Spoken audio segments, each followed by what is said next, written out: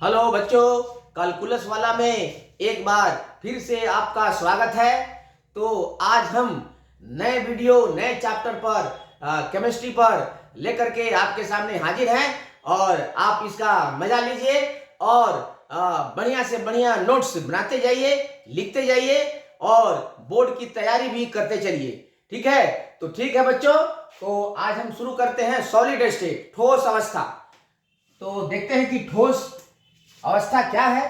वस्तुओं की वह अवस्था जिसमें उसका आयतन और आकार दोनों ही सुनिश्चित होता है, वैसे ही अवस्था को हम ठोस अवस्था कहते हैं और वैसे पदार्थ को ठोस पदार्थ कहते हैं। साथ ही साथ ठोस पदार्थ में उसके अवयवी कण, उसके जो कण होते हैं, जो बनाने वाले कण होते हैं, वे एक दूसरे के साथ मजबूती के साथ बंधे रहते हैं, जुड़े रहते हैं। तो हम इसको डिफाइन कर लेते हैं, ठोस पदार्थ क्या है और ठोस अवस्था क्या है।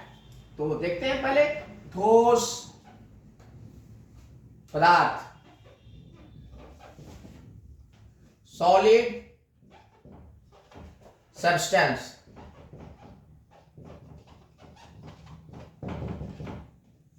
इसको डिफाइन कर लेते हैं, ठोस पदार्थ क्या है। वैसे पदार्थ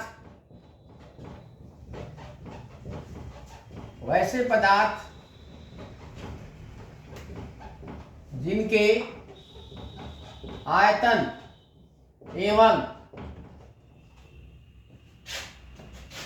आकार दोनों निश्चित होते हैं उसे ठोस पदार्थ कहते हैं। ठोस पदार्थ कहते हैं तथा इनकी इस अवस्था को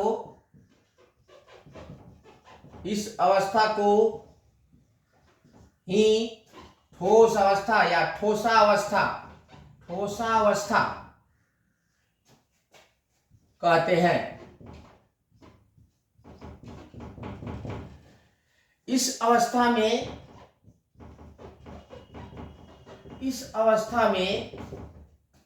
पदार्थ के अवयवी कण, कंस्टिट्यूएंट पार्टिकल्स, अवयवी कण का मतलब होता है कि वैसे कण जिनसे पदार्थ निर्मित होता है, जिससे बना होता है। आप जानते हैं जिस प्रकार मकान बनता है, दीवार बनता है, तो दीवार में एक एक ईंट जुट करके पूरा दीवार खड़ा करता है। तो दीवार का कंस्टिट्यूएंट पार्टिकल अवयवी कण क्या हुआ? तो ईंट होता है। उसी तरह प्रत्येक पदार्थ का, ठोस पदार्थ भी छोटे छोटे कणों से मिलकर बना होता है। कण जो है परमाणु भी हो सकते हैं, अणु भी हो सकते हैं या आयन भी हो सकते हैं। तो इन्हीं अणुओं, परमाणुओं और आयनों को ही हम पदार्थ के अवयवी कण कहते हैं। तो ठोस पदार्थ में ये अवयवी कण एक दूसरे के साथ मजबूती के साथ जुटे रहते हैं तथा उस पदार्थ को दृढ़ता एवं ठोसपन महसूस कराते हैं, ठोसपन की अवस्था प्रदान करते हैं। तो इस प्रकार यही है अवयवी कण। तो अवयवी कण, इस अवस्था में पदार्थ के अवयवी कण परमाणु, अणु या आयन, ये तीनों में कोई भी हो सकते हैं। आयन एक दूसरे से मजबूत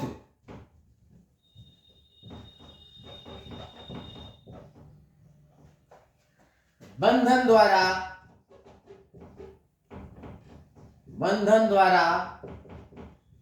बंधे रहते हैं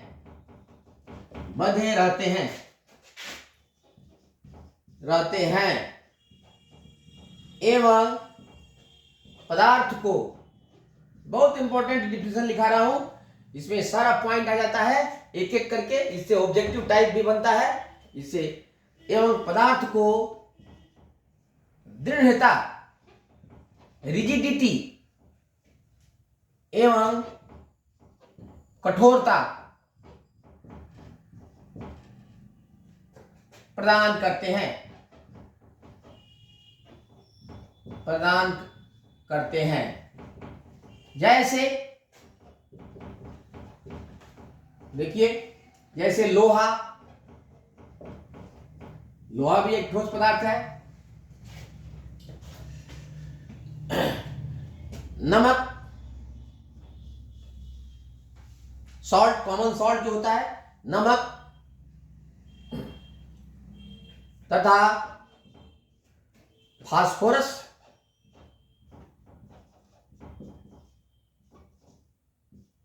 फास्फोरस वुड भी ले सकते हैं, अब लकड़ी भी ले सकते हैं, फास्फोरस इत्यादि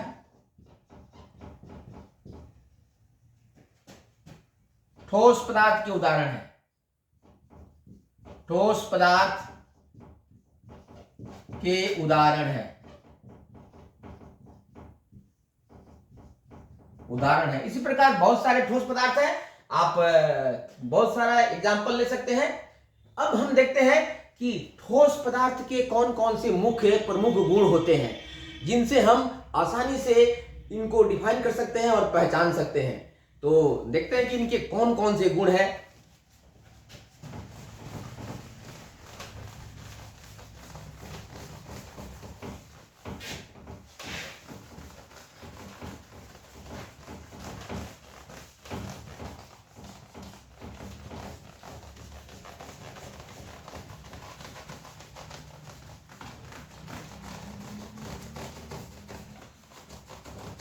आप आराम से पूरा नोट्स लिख सकते हैं, लिखते लिखते आपको याद हो जाएगा। याद रखिए, लिखने का आदत डालिए, जितना लिखोगे बच्चों उतना ही ज्यादा ये आपकी तैयारी बहुत मजबूत होगी। इसलिए हमेशा याद रखो कि वीडियो देखो और इसको लिखने का कोशिश करो। जितना लिखोगे उतना ही लिखते लिखते आपकी तैयारी हो जाएगी।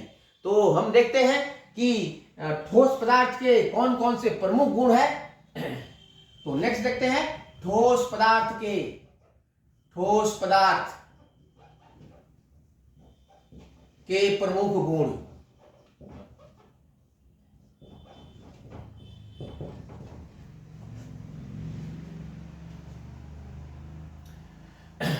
देखिए, ठोस पदार्थ, ठोस पदार्थ के आयतन एवं आकार दोनों सुनिश्चित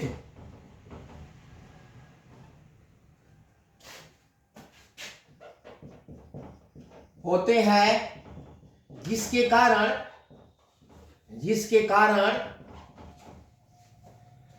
ठोस पदार्थों में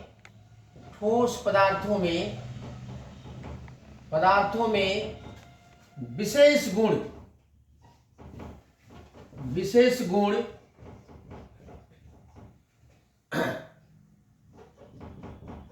प्राप्त हो जाता है, हो जाते हैं, जो निम्नलिखित है, जो निम्नलिखित है, जो निम्नलिखित हैं। तो ये ठोस पदार्थों के हम गुण लिख रहे हैं। फर्स्ट में तो डिफिनीशन ही हो जाएगा। किसी भी पदार्थ का, चाहे कोई भी अगर भौतिक राशि का या रासायनिक राशि का यदि गुण लिखते हैं तो पहले आप उसका चाहे तो परिभाषा लिख सकते हैं। तो फर्स्ट में है ये, आपको देखिए, ठोस पदार्थों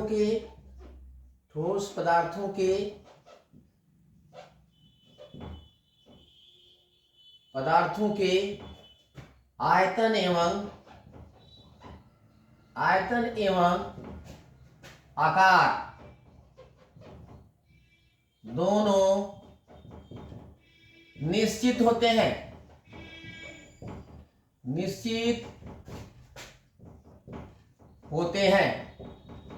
देखिए, गैसों का आयतन निश्चित नहीं होता है और गैसों का आयतन और आकार दोनों निश्चित नहीं होता है। अर्थात गैस को अगर छोटा बर्तन में रखिएगा तो उतना ही आयतन छेकेगा, उतना ही गैस। एक छोटे से बर्तन में रखिएगा तो उस छोटे बर्तन के बराबर आयतन जगह छेकेगा और साथ साथ उसी के आकार का वो रूप ले लेगा। और यदि उसी गैस को किसी हॉल में ले जाकर रख दीजिएगा तो पूरे हॉल के जितना वो आयतन ले लेगा। तो आयतन इसका बदल गया, इसलिए आयतन इसका निश्चित नहीं होता है। और साथ साथ आकार भी छोटे डब्बा में रखिएगा, छोटे डब्बा का आकार का होगा। अगर किसी ट्यूब में रख दीजिएगा, वैकेंट ट्यूब में, तो ट्यूब के आकार का हो जाएगा, तो उसका आकार भी निश्चित नहीं होता है। इस प्रकार गैसों का आयतन और आकार दोनों सुनिश्चित नहीं होता है, वो दोनों बदलते रहता है। वो पात्र के आकार और आयतन पर निर्भर करता है। और द्रव जो अवस्था है, द्रव पदार्थ है, उनका आयतन तो निश्चित होता है लेकिन आकार निश्चित नहीं होता है। आयतन कैसे निश्चित होता है? तो मान लो कि 1 लीटर मिल्क ले लो, तो 1 लीटर मिल्क चाहे आप छोटे से बर्तन में रखो और चाहे बड़े बर्तन में रखो, दूध तो 1 ही लीटर होगा ना। तो और हम सिर्फ दूध का आयतन देख रहे हैं, बर्तन का नहीं। तो द्रव का आयतन हमेशा निश्चित होगा। 1 लीटर दूध चाहे यहाँ पर रखिए और चाहे दूसरे जगह ले जाइए, चाहे उसको कहीं भी ले जाइएगा, तो 1 लीटर तो आयतन तो निश्चित होता है लिक्विड का। लेकिन जिस बर्तन में रखें उसी बर्तन का आकार, यदि ग्लास में रखोगे, बड़े से ग्लास में, तो उस दूध का आकार ग्लास के जैसा हो जाएगा।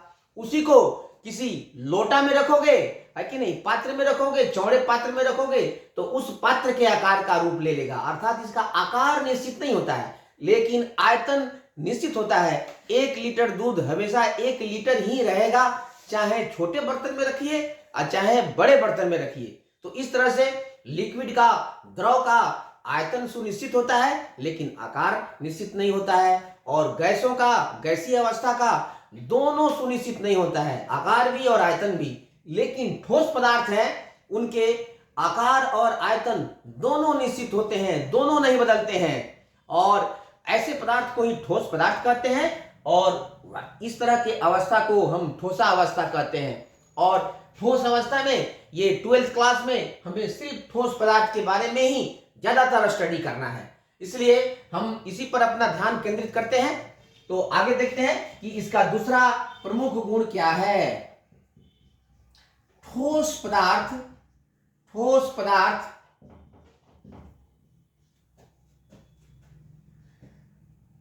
प्रायः दृढ़ होते हैं, प्रायः दृढ़, रिजिड। जैसे रिजिड पिंड वो है कि आप उसको कहीं भी ले जाइए, चाहे गति की अवस्था में रखिए, उसके 2 बिंदु के बीच की दूरी हमेशा निश्चित रहेगी।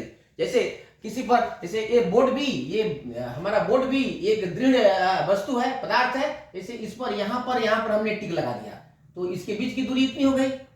अब इसको कहीं भी ले जाएंगे बोर्ड को, तो ये दोनों बिंदुओं के बीच की दूरी, दोनों कोणों के बीच की दूरी नहीं बदलेगी, इसलिए इसको हम दृढ़ वस्तु कहते हैं। दृढ़ पिंड में वैसे है, कोणों की सापेक्षिक स्थिति नहीं बदलती है, जहां पर वो फिक्स रहेंगे वहीं पर फिक्स रहेंगे। दूसरा है, ठोस पदार्थ प्रायः दृढ़ होते हैं। तीसरा प्रमुख गुण हो जाएगा इनका, ठोस पदार्थों के, देखिएगा, ठोस पदार्थ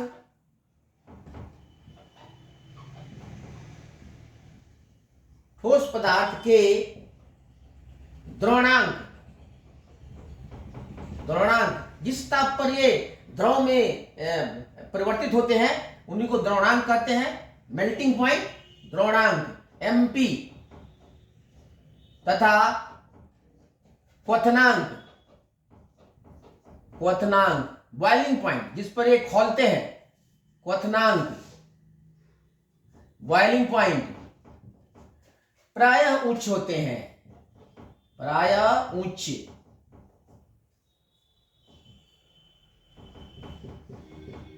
होते हैं मतलब ये अधिक ताप पर द्रव में बदलते हैं और खौलते भी है। यही है इनका melting point and boiling point, काफी उच्च होता है। चौथा प्रॉपर्टी है कि इनके अवयवी परमाणुओं, अणुओं और आयनों के बीच मजबूत बंधन होता है। ठोस पदार्थों के, ठोस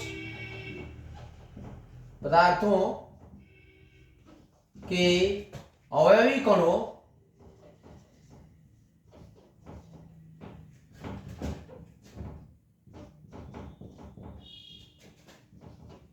के बीच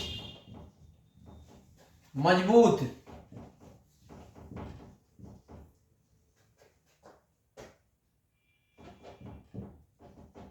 बंधन, या इसको बल भी बोलते हैं। बंधन क्या एक प्रकार का बल है जो परमाणुओं को अणुओं को एक दूसरे से बांधे रहता है, मजबूत बंधन होता है।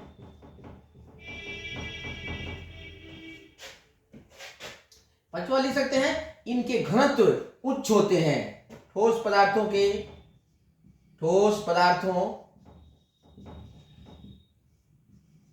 के घनत्व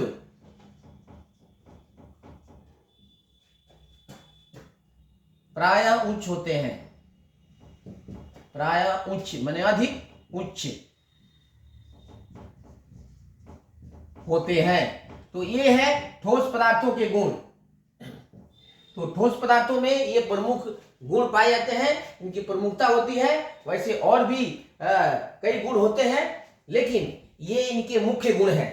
तो ये है ठोस पदार्थ को हम इन गुणों के आधार पर हम पहचान सकते हैं कौन से ठोस पदार्थ है, कौन से ठोस पदार्थ नहीं है। और इसके हमने एग्जाम्पल भी दे दिया है, जैसे लोहा, हीरा, ग्रेफाइट, ये सब ठोस पदार्थ के उदाहरण हैं। अब हम देखते हैं कि ठोस पदार्थ के कुल कितने प्रकार हैं। तो सबसे पहले हम ठोस पदार्थ को मुख्य दो भागों में बांटेंगे। कुछ ठोस पदार्थ ऐसे होते हैं जिनको हम रवादार ठोस कहते हैं, और रवादार ठोस के बारे में ही डिटेल्ड में 12th में स्टडी करना है। और दूसरा प्रकार का होता है बेरवादार, एमॉर्फस, और पहला है क्रिस्टलाइन। क्रिस्टलाइन का जैसे आम भाषा में कहें तो ये टुकड़ा के सॉलिड टुकड़े के रूप में पाए जाते हैं, और साथ साथ उनमें एक निश्चित ज्यामितीय आकार होता है। मतलब उनका एक मैथमेटिकल साइंटिफिक उनका शेप होता है जो कहीं नहीं बदलता है। लेकिन बेरवादार में वो अनियमित आकार के होते हैं, कभी छोटे हो जाएंगे कभी बड़े हो जाएंगे। उनको दबा दीजिएगा तो उनका आकार भी बिगड़ जाएगा। और उसमें जो अवयवी कण होते हैं उनकी व्यवस्था एक पैटर्न में नहीं चलती है, इधर उधर रैंडम यादृच्छिक रूप में बदलते रहती है। और जैसे कुछ देर तक उनका एक निश्चित पैटर्न चलेगा, बाद में बिगड़ जाएगा। लेकिन क्रिस्टलाइन जो ठोस होते हैं उनके रव में एक नियमितता पाई जाती है, उसमें एक नियमित पैटर्न पाया जाता है। उस पैटर्न को पकड़ लेने पर, जान लेने पर उस पूरे ठोस की आकृति का, ज्यामिति का हमें पता चल जाता है। तो अब हम देखेंगे कि ठोस पदार्थ को दो भागों में बांटते हैं, और ये भाग ये है ठोस पदार्थ के दो रूप हैं, रवादार और बेरवादार। और रवादार के बारे में ही हमें डिटेल से स्टडी करनी है। तो बच्चों वीडियो देखिए और नोट्स बनाते जाइए, और एक एक करके इसको लिखते जाइए। जितना लिखोगे उतना ही आसानी से आप तैयारी कर सकते हैं।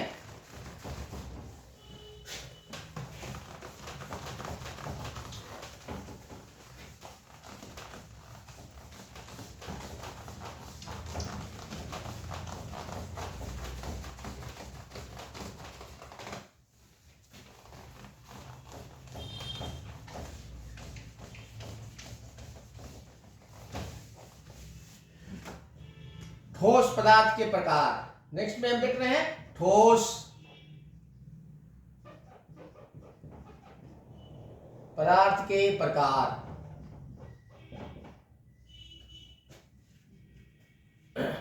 Types of solids, types of solid substance.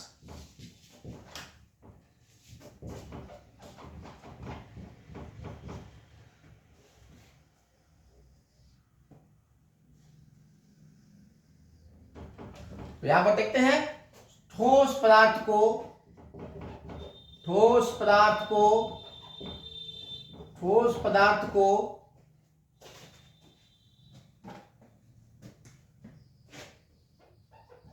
अवयवी कणों की व्यवस्था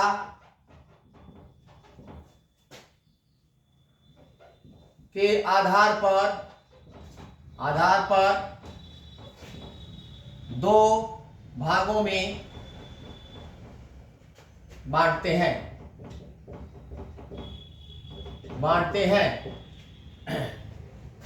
जो निम्न है।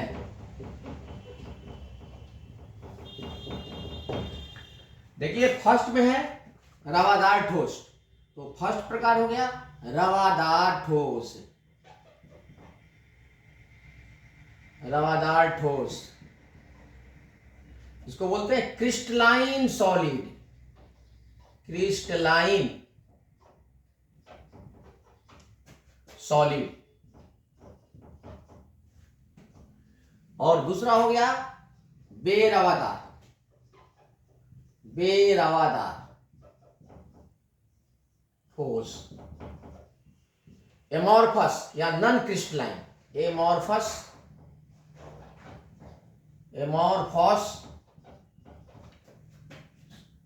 सॉलिड, इसको नॉन क्रिस्टलाइन सॉलिड भी बोल सकते हैं। रवादार ठोस है, क्रिस्टलाइन सॉलिड्स एंड बेरवादार ठोस है। अब इन दोनों को हम देखते हैं कि इन दोनों को हम किस प्रकार डिफाइन करेंगे और इन दोनों में क्या अंतर है, और विशेष करके हम रवादार ठोस के बारे में अध्ययन करेंगे। तो रवादार ठोस क्या है, तो हम अभी आपको बता देते हैं और नेक्स्ट वीडियो में ये टोटल इसका नोट्स बनवा देंगे। तो रवादार ठोस किसे कहते हैं? देखो, रवादार ठोस वैसे ठोस पदार्थ को कहते हैं जिनका एक निश्चित ज्यामितीय आकार होता है और जिनके अवयवी कण एक निश्चित नियमित आकार में व्यवस्थित रहते हैं, जिनमें रेगुलरिटी होती है, जिनमें नियमितता होती है, और जिनके अवयवी कण हमेशा ठोस में एक निश्चित स्थान प्राप्त करते हैं। उनका स्थान वहां पर निश्चित होता है ताकि इधर से उधर नहीं होते हैं और उस ठोस को दृढ़ता एवं कठोरता प्रदान करते हैं। तो ध्यान रखिए, रवादार ठोस को वैसे ही डिफाइन करता है कि वैसे ठोस पदार्थ जिनका एक निश्चित ज्यामितीय आकार होता है, और बेरवादार ठोस वैसे ठोस पदार्थ को कहते हैं जिनका ज्यामितीय आकार निश्चित नहीं होता है, जिनमें कोई निश्चित पैटर्न नहीं होता है, वो किसी पैटर्न को फॉलो नहीं करते हैं। कभी उनका एक दिशा में उनका बर्ताव कुछ और होगा, दूसरे दिशा में बर्ताव बदल जाएगा। इनको सुपर कूल्ड लिक्विड भी बोलते हैं, जो आपके 12th क्लास में आता है। ठीक है बच्चों, तो आज का वीडियो हम यही खत्म करते हैं और फिर नए वीडियो के साथ मिलते हैं कल।